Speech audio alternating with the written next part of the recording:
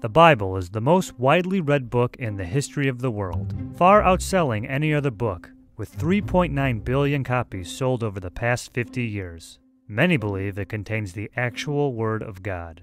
But many people don't realize that over the past 2,000 years, this sacred text has changed a great deal. No first edition exists. Well, we have our copies, the first of which were made hundreds of years after the events supposedly took place. For the first 100 to 200 years, copies of the Bible were made by hand, and not by professionals. This led to many errors, omissions, and most importantly, changes. Here are the three biggest.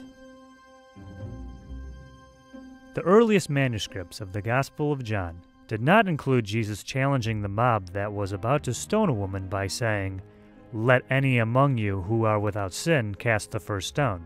In fact, the story was inserted into the book of John somewhere around 200 to 300 years later. Bill Warren, scholar at the New Orleans Baptist Theological Seminary, told NPR, "The early church canonized books and not stories. So when it had authentic stories from Jesus in the oral tradition, they had to find a way to put it in the text." In the Gospel of Mark, we learn about how Jesus rose from the tomb on the third day and appeared to various people, including his disciples. In original manuscripts of Mark, this part of the story is nowhere to be found. Warren says scribes were seeing the other Gospels with resurrection stories, so they felt adding a resurrection story in Mark would round out the text better. In the Gospel of Luke, Jesus' dying plea for his executioners to be forgiven, for they know not what they are doing, was not originally intended to describe the actions of the Romans. According to Bart D. Ehrman, the author of Misquoting Jesus, the story behind who changed the Bible and why, in earlier versions it was meant to refer to the Jewish leaders who had sentenced him to death.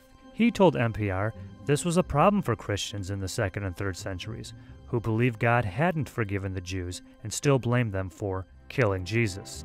So it was taken out, only to be added centuries later and changed to reference the Romans.